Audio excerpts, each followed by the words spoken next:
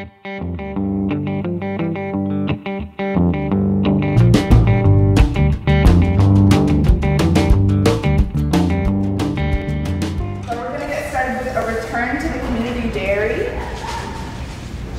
this roundtable session in Forestry. And we have about 45 minutes today to hear from these amazing farmers here about their life and work. And we also talked about leaving some time for questions. So if people have things that they want to bring up, there'll be time for that too. Great, so I will let our panelists introduce themselves first, and then before they dive into sort of what they do. Thanks so much for being here. I'm Butch Smith with Country Girls Creamery. We're in Lumberton, Mississippi. We have a Jersey farm where we do on-farm processing.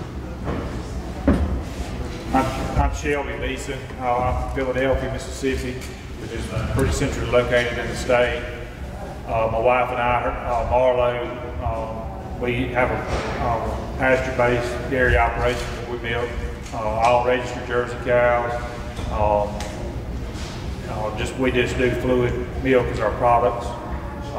We have 3 children. My oldest is 17 and my youngest is 6. And then I have a 14-year-old daughter. The oldest and youngest are boys. I'm Mauthe. I dairy along with my family, my husband and our 2 daughters. We actually have 4 children, but the 2 daughters work with us on our farm in Progress, Mississippi. We have also a Jersey herd that is grass-based, and we bottle our milk in glass and plastic, and we do some cheeses and cheesecake and things such as that.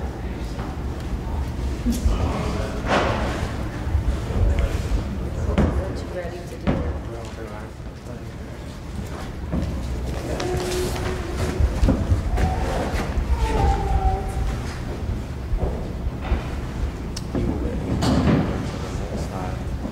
I'm going to give a little presentation that we've had on PowerPoint for quite a while, just to tell you about our farm and what we do and why we do what we do. There's several things that we do on our farm. My dad's been a dairy farmer. My dad and I and our families have the creamery. I have 3 daughters and my wife. And every good farmer has a wife that works off the farm, so we can stay home and not make any money on the farm. So anyway, we come up with the name for Country Girls Creamery. You'll get 2 answers. If you ask my dad, he'll say all the cows are his girls, and that's why he named it Country Girls. But I have 3 daughters, so that's really why we named it Country Girls Creamery. And we abuse any child labor laws that we can on the farm, except with the young.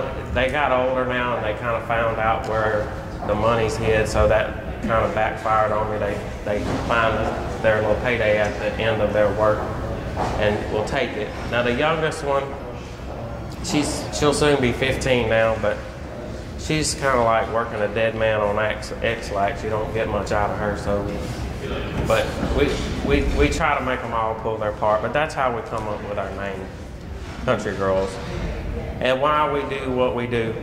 My dad's been a dairy farmer most all my life, and about 5 years ago I decided I wanted to join him on the farm. And of course we ship milk. That's traditionally the way most dairy farmers milk their cows. The tanker truck picks up their milk every day, every other day, depending on how much they process.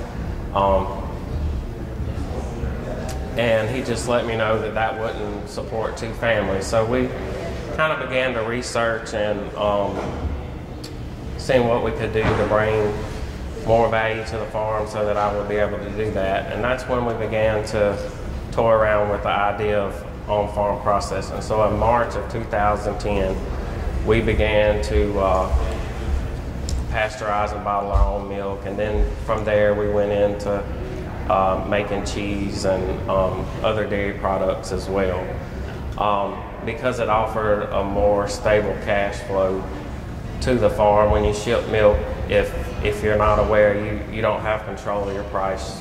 The farmer owns the cows, the land, and does the work, and you're paid whatever the going price is for milk. So we wanted to have control of our own product to be able to have a stable cash flow to the farm, and so that I will be able to come back to the farm to work. And thus far it's been successful. As I said, since we sent my wife out to work, we can do that. We milk jerseys as the other two farmers here do, and we make as well as providing jerseys provide a more nutritious milk. They're higher in protein, calcium, and vitamins A and B. So we do feel like that's the key to our success as the cows, not necessarily anything we've done, but their milk just tastes, it has a distinct taste, and the customers do like it, and they can eat, a lot of our customers can tell us when we have the cows are on different grasses, they can tell us they can taste the difference in the milk. So we do lead the taste to the cows and what they're eating. We graze several types of grass during the season. Actually, right now we're on a good bit of stored forage in between summer and winter grass. This year we planted a field of late sorghum, 2 fields, which were grazed out about 3 weeks ago. So we're primarily now on stored forage, and then what little bit of grain they get when they come through the barn. But we've also started planning for the spring, earlier spring grazing this year by planting separate fields of oats instead of oats mixed with ryegrass, so that we can plow that under earlier and plant sorghum from early spring all the way into fall, so we can have longer grazing seasons for our herd. Because of course they give more milk when they're on grass and than stored forage. We also do wrap hay or baleage, haylage. It may be termed as, because you can cut it younger and then higher in nutrient and store it for a better stored forage versus dry hay.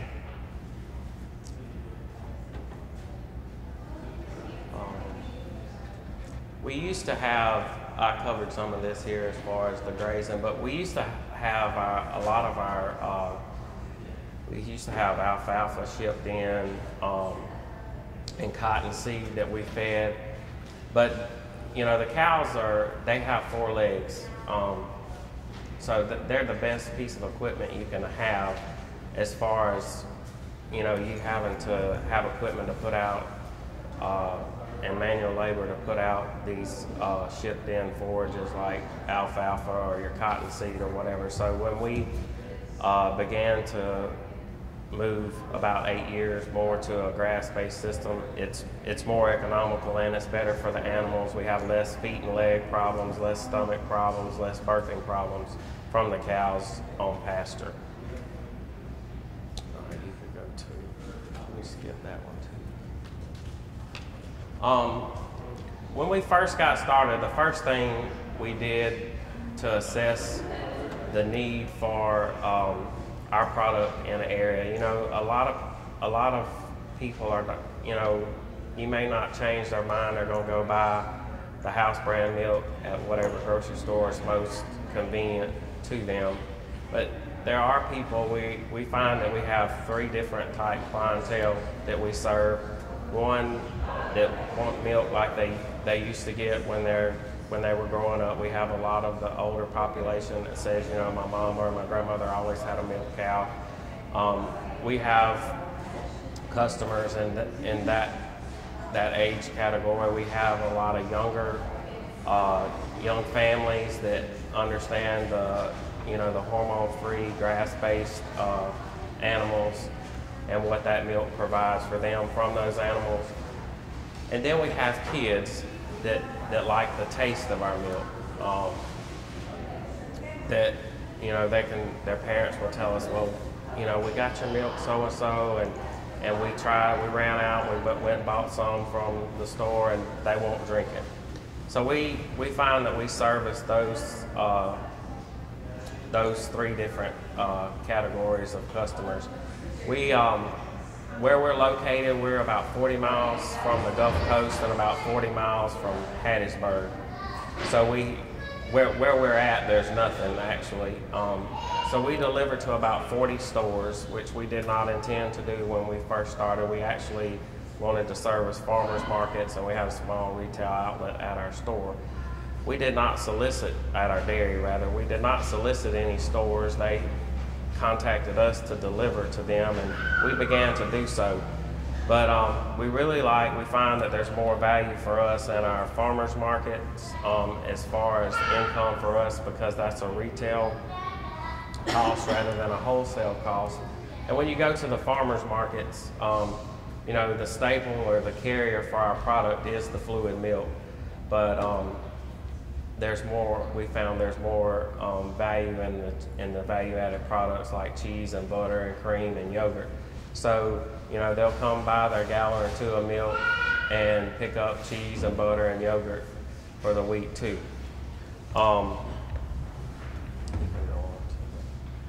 We also do several other things to add income and sustain our farm. We began to do, we used to sell all our little bull calves. My daddy has for years. People would come buy the little bull calves for $30 or $40. Excuse me, right out the pen a few days after they were born. And customers at the farmers market began to ask for grass-fed beef. So we started raising the little Jersey calves to about 12 or 14 months of age on grass.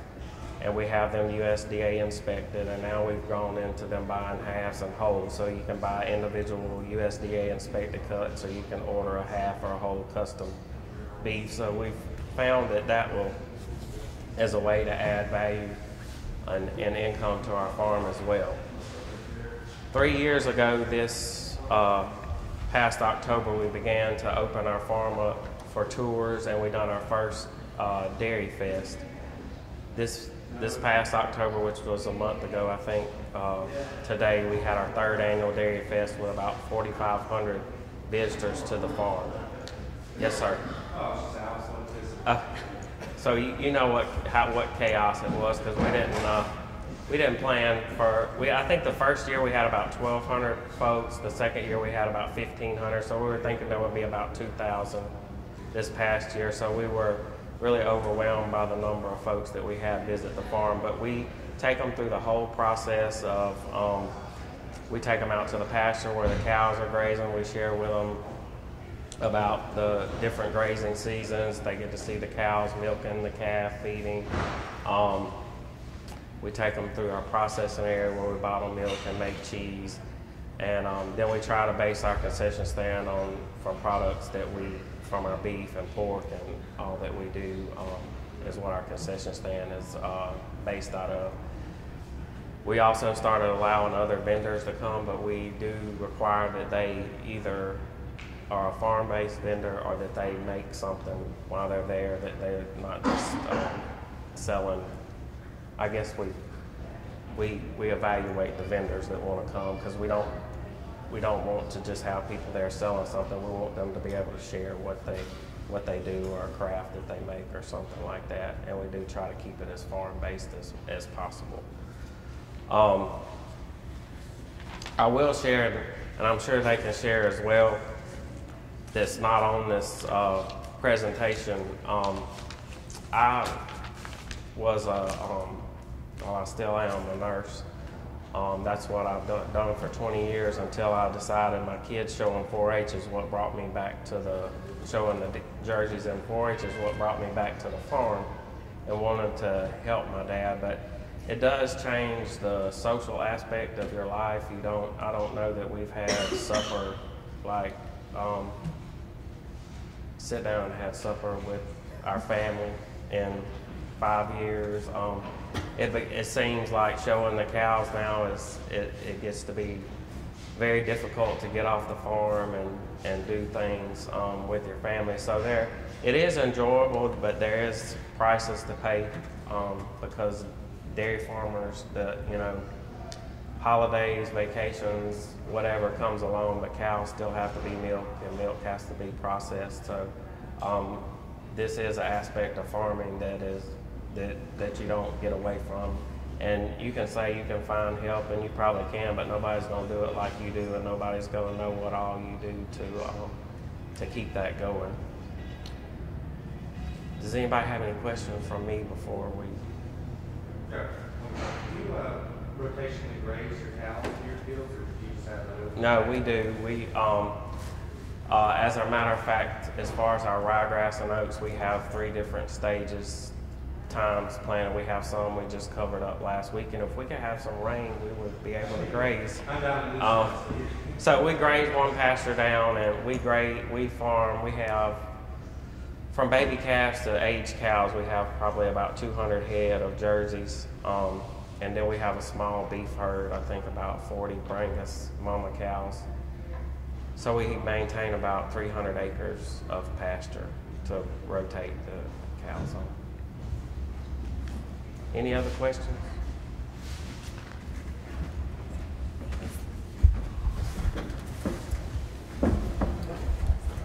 It'll be okay. I'm just going to sit here at the table. I don't have a PowerPoint or anything. A lot of, nearly everything I know about what we're doing as far as the way we're processing our milk and everything I've learned from this guy right here. Like he said, he started 5 years ago, and I've been doing it 2 years. Started 2 years last month, and as we've added new product. Well, before we started, we went and visited their farm several times, and since we've started, I have questions from time to time, and I'll call and ask him. He's the man to call. So it's not a lot that I could tell you that he didn't just tell you, but some differences in my ideas and his as far as the way we market our products. And like I said, we're all just fluid milk. We do a whole milk, a reduced fat milk, buttermilk, chocolate milk, and then off that reduced fat milk we have our cream, and we sell it also. So we don't do any other higher, we don't do any value added type products, cheeses and that kind of thing. And from the beginning, before I ever started, I didn't want to do the farmer's market type things like he does. I felt like my time was more valuable there on the farm, doing things there, than to sit with my products, for somebody to come by. So we wholesale.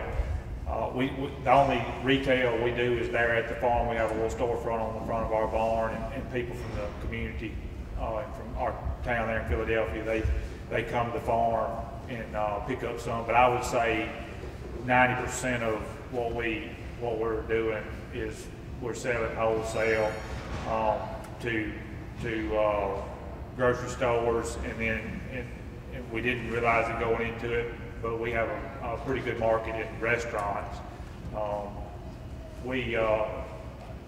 Like I said, we're in Philadelphia and Shelby County, and we have several surrounding towns within, say, 30 or so miles that we distribute milk to. And then we come here to Jackson. And Meridian's about 30 miles from us, and then we come here to Jackson to the stores and a bunch of restaurants around Jackson here to market our products. As far as production end of it,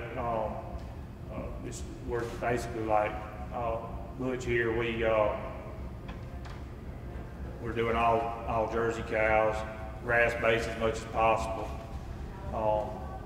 and that's a struggle from time to time to make your production match what you're selling.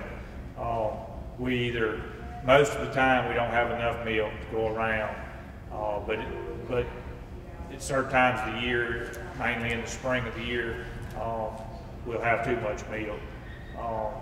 And a difference in us and Butch is we don't sell any bulk milk.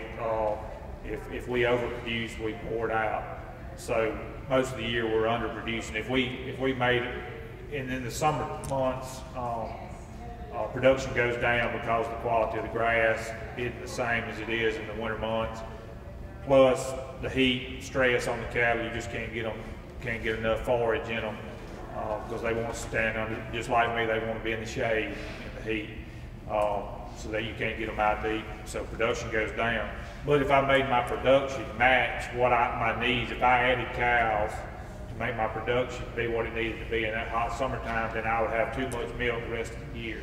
So it's a give and take there. It's a struggle. We just have to learn that when we don't have enough milk, we just kind of limit everybody and carry them 70% of what they can sell if we've got 70% of what we need. And we try to keep everything there at the store. We'd hate for people to come out to the farm and not be able to get what they want, so we try to keep what we need there, and we let the stores suffer, I guess. But something crossed my mind a while ago that I was going to mention. As far as just when we were thinking about getting into it, when we talked to Butch and them, we kind of had an idea of the cow end of it. I've always farmed. We had a poultry operation. I've sold that farm now, so I'm not raising chickens anymore. We had a beef cow herd, and my kids showed. As a kid coming up, I showed with some cousins in 4-H registered Jersey cows, and that kind of what got me on that breed. And then my oldest, like I said, he was 17. When he got old enough to show, we wanted to get them involved in it. My kids, and then when I found out about Butch and the Browns up in Oxford, I said that's something that we could do in the central part of the state. I thought we'd have a market for it. But I said all this to tell you that when we was talking about getting into it, we knew kind of what the cow end was going to be like, but the distribution has overwhelmed us. We spend so much more time hauling milk, delivering milk than what we thought we were. And that right now it's just me and my wife and my dad. It was me and my wife for the first year and a half, and my dad retired. He'd worked a public job for a warehousing company for 37 years. He retired in February, and he's helping us now. There on the farm, and that's helped a lot. Free me and my wife up for distribution and processing. That's by far the biggest unexpected difference as far as planning and actually doing. What about, have you considered pairing up with another farm and possibly doing like a buy club with that farm? That's one thing I've been interested in, maybe talking to local dairies about. Is I'm going to be a small farmer down in Louisville, Mississippi, and I'm going to partner with some other farmers and carry their products online and then do buy clubs and meet with, Ocean Springs, different towns, and things like that. And that would be a way to move your product without actually having to move it yourself and have someone else move it for you. Right. No, I hadn't really thought about that. You talking about like you as a vegetable producer distributing your vegetables, and you could do my milk too. Right. Or that's an idea. The only thing is that milk streak is 52 weeks a year. That not necessarily the vegetables would be. And two, I have to deal with keeping my product cold. As far as in transport and that kind of thing too. I don't know how that would work. I'd be doing pasture, poultry, pork, so it'd be refrigerated. Right. And we had a distributor come talk to us one time, and I think he may be doing something with Butch. And we thought about that, but the only problem he was going to just distribute to restaurants, and that would take some off of us. But the only problem with that is back to that production, keeping I didn't want him to need milk and me not be able to provide it for him, because then I got to tell him the story, and then he's got to tell his customers the story. And doing it myself, I could kind of cut back on everybody a little bit, be able to carry everybody's song. And if I was doing it through him, I'm afraid I might lose the customers because,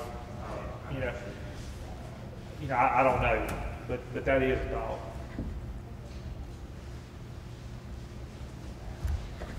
I'm Jamie Mauthe, as I said before. Pretty much our dairy is just like these two guys. We started processing in 2001 originally, We pioneered the dairy processing in the state of Mississippi and Louisiana. My husband is a third-generation farmer. His family comes from the lower Ninth Ward of New Orleans. They bottled milk there, delivered door to door, and they made a product called Creole cream cheese. Well, we were commercial dairymen, and we needed to, the dairy economics was fixing to take the dairy away from us. So we had to make a critical choice in either selling out completely or thinking outside the box. And we had researched some dairies up north and saw where they were doing products. Some of them were just doing bottled milk, some were just doing yogurt. So with Kenny's connection to the city, there was a product called Creole cream cheese that commercially it had quit being made for 20 years. So one of the biggest challenges was, how do we get it out there? How do we distribute it? We called our local extension office.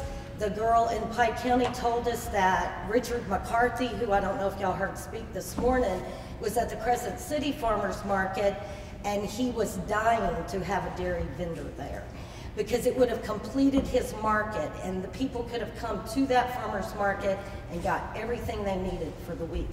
So we contacted Richard, and he was ecstatic. So that got our ball rolling. We researched it for about a year, I guess. We talked to dairymen all over the United States. And so we sold our first bottle of milk in May of 2001, I think. And we were kind of the same way.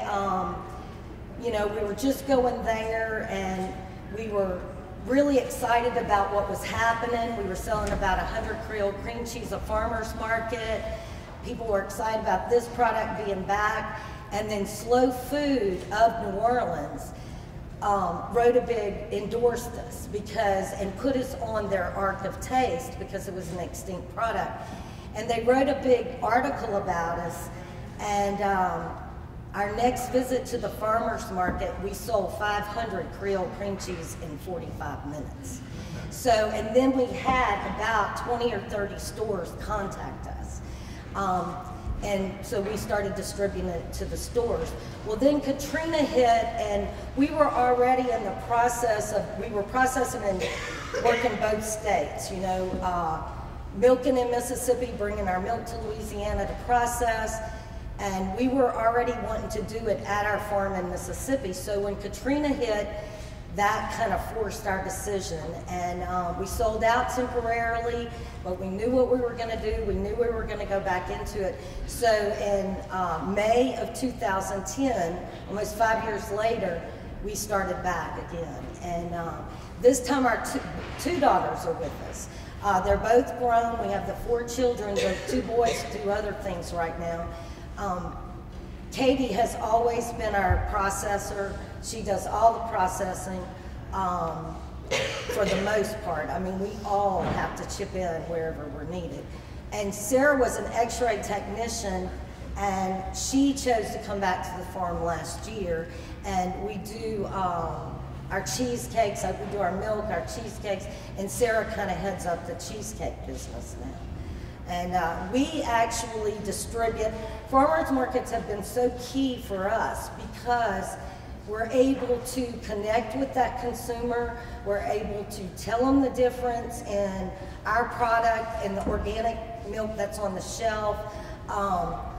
We can just educate the consumer, you know. And so we work farmers markets from Jackson to New Orleans. We are associated with a buying club here in Mississippi that's worked real well for us. We're with Beaver Dam Farms. It's gotten our milk spread out more, our products spread out more across the state. And that's kind of where we're at. We're small. We only milk 50 cows at this time, but small can be successful if you diversify, and which is what we've tried to do through our products. We've also, last year we raised 700 broilers to help fertilize our pastures and make them more organic, and which is that's very time consuming. We don't actually have any right now. We're trying to figure that out back into our program. But So that's kind of where we're at. So. That's interesting. I didn't know y'all do agriculture as well. We did, yeah. We did. Now, we didn't slaughter our own poultry. We have a friend in Robert, Louisiana, because we're sitting 3 miles from the Louisiana line, that we helped encourage, and he built a small processing facility. No, it's not mobile, it's stationary, and he specialized in doing small animals like chickens. So that's what kind of encouraged us to do it, because we didn't have time to do everything, you know. We wear a lot of hats, we all do, from delivering to marketing to finishing to milking the cows. Kenny was supposed to be on this panel, he's in the back now. His vacuum pump broke this morning, so he couldn't make it, but, you know, so we do it all. And, yeah, I figured so. I was a Beaver Dam Fresh Farm intern last year, and I really enjoyed carrying. Well, thank you. Yeah, Beaver Dam has really made.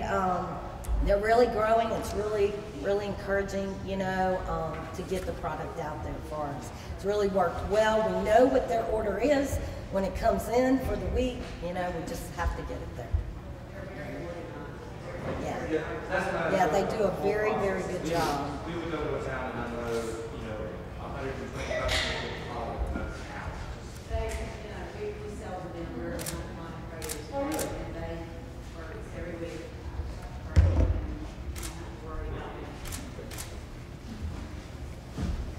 We have a few more minutes for any kind of questions if you want to ask anyone on the panel. And in the meantime, I'm going to hand out some evaluation forms for the session. We'd love to hear your feedback. So, any questions you have? If I remember correctly, all of you kind of your families were already into this process, starting from scratch. Where are the options? Well, number one, the first thing I would recommend to anybody that was thinking about doing something like this is to call your local Board of Health. Because we're probably, other than meat, we're one of the most regulated products that you will find at a farmer's market. So you need to start there and find out what they require from you, which is a lot. And when after Katrina, it took us 5 years to build back, and 3 of those 5 years was waiting on DEQ to give us a permit on an oxidation pond that we'd had for 30 years. You know, which was big enough for, large enough to handle the waste of 300 cows, and we went back in milking 10. Yeah. So, you know, those are the kind of places that you definitely need to start. I would say you also need to evaluate your market as far as where, you know, like she has the option of going in. I don't know that Mississippi, like he's in central Mississippi, Billy Ray's in north Mississippi, there in west and south, and then have the option for New Orleans. Then have the southern. I don't know that there's enough people educated on the value of eating fresh local food to support a number of dairy farmers. Because as you say, you're able to educate your clientele at the farmer's market on low temp pasteurization, grass-based dairies, what have you. And then I know Shelby was telling me before, you have a number of visitors come to your farm, so they can see the cows milking, know what they eat. They can buy it on the farm. He can tell them where they sell it at. So there's a lot of one-on-one education that goes on with Low Joe starting a dairy farm and putting milk on the shelf somewhere. Nobody really knows where it comes from or what it is. Because if you get somebody that doesn't know what unhomogenized milk is sitting on the shelf, they're going to think it's a bad bottle of milk sitting there with cream on the top of it. That's really one reason I didn't want to go into stores when I first started, because I didn't think people would know what it was. And then, as Ms. Mauthe said, there is a lot of guidelines, and you think you have all the permits you need. Somebody gonna hunt you down and tell you need to give them enough $10 and fill out this paper to transport it. And, it's a lot of regulations. It is. That was a question I had for Shelby about the difference between Louisiana and Mississippi. I'm very familiar with Mississippi regulations about transportation because I ran the thing at farmers market and worked with Billy Ray on trying to get all that taken care of, and it's a nightmare. It's the nicest thing I can say about it. But is Louisiana? I know most of the other states I talked to, like Vermont and New Hampshire, you could transport an ice. They don't have any problem with that. You have to have a big truck. Louisiana is like that as well. Like we had permission to bring to our farmers market in an ice chest. We were the first. I mean, honestly, they really didn't know, when we first started, but they did give us permission to go in with an ice chest. Now, when you're going into stores, you have to have a refrigerated truck. Yeah. Yeah, but you also, on a thing like this, you've got to crawl. I mean, you've got to crawl before you can walk, and we just got our refrigerator truck again, so, I mean, yeah. The thing about the transport regulations, the farmers markets are, if they're a certified farmers market, are governed by the Department of Agriculture, which requires a transport permit. And then our facility is governed by the health department, which does not, as long as it's maintained at 45 degrees or less. So the health department doesn't care what you transport it in, whether it's an ice chest, because they come pick up your samples and put ice on it and haul them around all day long. So you kind of have, and then you get to challenging them on it, and then they're like, well, you tell them I said this, and anyway. Well, even for non-certified markets, it's still state law. You still have to have a permit, and you have to use mechanical transportation. The difference is that they pay more attention to certified markets, which is a kind of a problem. I mean, it's good to be certified because you have the sales tax issue, so you don't have to pay sales tax when you sell. But then they're more under the magnifying glass if you're certified market because they do an inspection, and they're going to check for that. Yeah. But even if you're selling in a non-certified market, you still have to have a mechanical refrigeration. Even if you sell there anywhere that's commerce, that's off the farm, they're going to make you do it. It's just expensive. It's not necessary. No. Not a farmer's market sale. It is not necessary to have a refrigerator. Yeah. I mean, in New Hampshire, where that's what they do is milk. They've never, I mean, since the 40s, they haven't had a requirement to have a mechanized truck for those kind of things. Well, I have a mechanical refrigerated truck. That's what I deliver milk in. And when we go to Starkville market, we take our truck. But I'll just be honest with you, we take our milk on ice chests to the other three that we go to during the week. And so far, that's not been an issue. Y'all may call somebody now and tell them that I did. But I understand there was a grant. I think it ended in October. We had by October, but there was some type grant out there for farmers that needed refrigeration for transport because Mississippi was a fresh food deprived state or something, and there was a grant. I didn't look into it any. They're highly competitive. There are cheaper ways, whenever the first year and a half, well, we've been in 2 years. First year, I guess, we were transporting stores in big coolers. We started, I didn't get into how, we started with 6 cows 2 years ago, and we're milking, I think I milked 28 this morning. We've just as our sales have grown, we've added cows. And like I said before, we add later than we should probably. We stay behind. But the first year we transported, we started in the back of my wife's Expedition with big coolers, and we bought an ice maker and transported like that. And then we had to wait to the back of a pickup truck. And then we bought an enclosed trailer and put coolers in it for a while until I could refrigerate it. But that's what I was getting to. We went with an enclosed trailer pulled behind a pickup because if I bought a refrigerated truck, I couldn't buy a new one, and used stuff breaks down. And if it broke down, we would be in trouble for a while till we could get repaired. So we went with this enclosed trailer, and we could hook any pickup truck, and go down, deliver milk.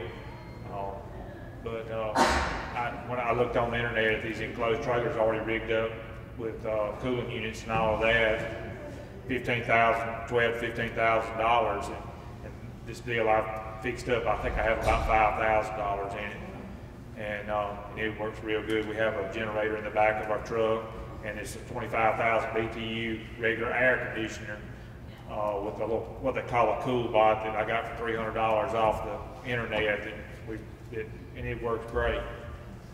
We insulated the trailer and all, double insulated it. One Silva's doing some experiments in Mississippi State comparing using ice, which is a much better conductor of cooling than mechanical refrigeration. I mean, every scientist knows that. But the issue with the state, and I'm not going to ask y'all about what permit you have or not, because we're just not going to do that publicly, ask the question, but I can tell you what they told me, and it is mechanical refrigeration, certain kind of truck, period, and end of discussion. It is. That's it.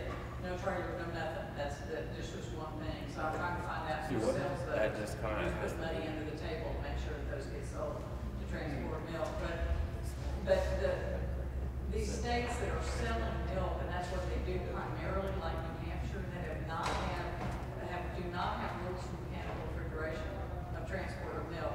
Not in a situation like a farmer's market. You're driving around all day delivering to stores. That's a different story because you can't guarantee that the ice is going to stay. But we're just so woefully behind, and I'm hoping that Andy has told me if Juan gives us some good statistics on that they'll change the regulations, at least for sales and farmers markets. On that grant that I was just telling you about, I read that it does say it's like there's no ifs, ands, and buts. It has to be a mechanical truck. And I know when they certify my truck, you know, I had to run it for them, and they check the inside of it and the temperature.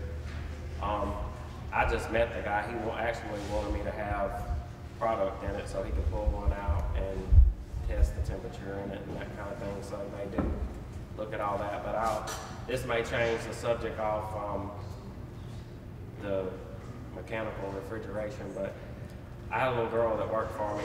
Well, she was 20-something, but she was a little girl, and she evaluated something, and I thought it was kind of funny, but it's a lot of truth to it. On one of those slides, there was a picture at the farmer's market. When we go to the farmer's markets, we have a line, usually for about the first hour and a half to 2 hours, of 10 to 12 people at a time. And Emily told me one time, she said, you know, Mr. Butch, I'm gonna tell you why. She said, people come to the farmer's market to buy stuff from farmers. And she said, when we pull up there in our old van and look like rednecks, there's dirt and mud all over the side, and we open the back and we pull out our table, and we don't have everything embellished, that she said they know that we're the real meal deal. And I said, I got to thinking about it. You know, if I pulled up in this refrigerated vehicle that had all these emblems and was nice and shiny, they might think I'm no different than Dairy Fresh, which is kind of, you know, there is some truth to it, maybe a little. I had to tell the vegetable farmers to quit using those boxes. I said, stop buying those boxes, at least don't show them. You know, just the cardboard boxes. I said, quit using those, and everybody thinks you went and bought those at somewhere. Yeah, well, she compared us to some of the produce farmers that have all these baskets with the, I'm not making fun of anyone, please don't think that, but. Well, it needs to be cute.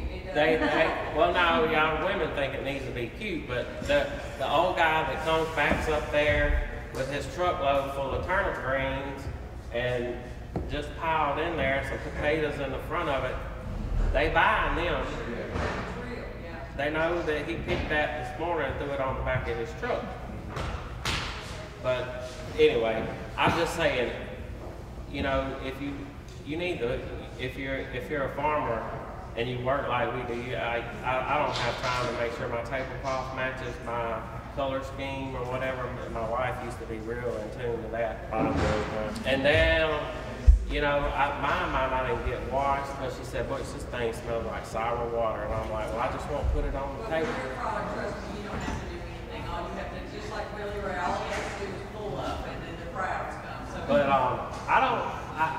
I understand there's guidelines and we have to go by guidelines, but you know, we as the farmer are not going to do anything to justify, to jeopardize the product we put out there, or we wouldn't be in business anymore. If we sell milk that's over temperature and it's spoiling, nobody's going to buy it. So we more than anybody want our product to be safe and fresh.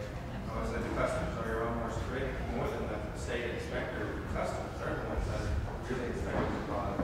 Yes. We just have a disconnect in the state, and we really got to work on it. It's a huge problem, it gets in the way, it costs more money, it's a barrier. And like I said, with the professional milk producing states like New Hampshire say that's the most ridiculous thing I've ever heard of in my life. And it's because of the cap system. That's why Mississippi doesn't want milk transported in ice. They don't know that y'all use a closed cap system now. You've been doing that since the 1940s. Right, I've heard that was one of the, They don't know that. But New Hampshire, I visited a dairy in New Hampshire. We went up there to get a bottle filler. Actually, their whole farm was under one roof. Their house, their farm, their process, everything. I don't think Mississippi would go for that either. It's so antiquated. Yeah. Well, I hate that we're out of time. I just want to, You want to put have you ever had anybody come to you and want to buy raw milk? All the time. But it's against the law. So, I mean, it's like all the time. But you Yeah. know, I mean, there's been so many E. coli outbreaks and different things. Well, they're happening. Raw milk, Yeah. Y'all do use low temp pasteurization. I know Shelby and I do. So our temp is low temp pasteurization. Yeah, it's as close to raw as anybody's going to buy. You know, I've had people walk up and say, do you sell raw milk? And we tell them, no, well, we want raw. Well, you're not going to find it. If you do, well, good for you. But, yeah, so we're as close as anything, you know. Yeah. Thank you. I just want to make a quick announcement. So it's lunchtime. You'll be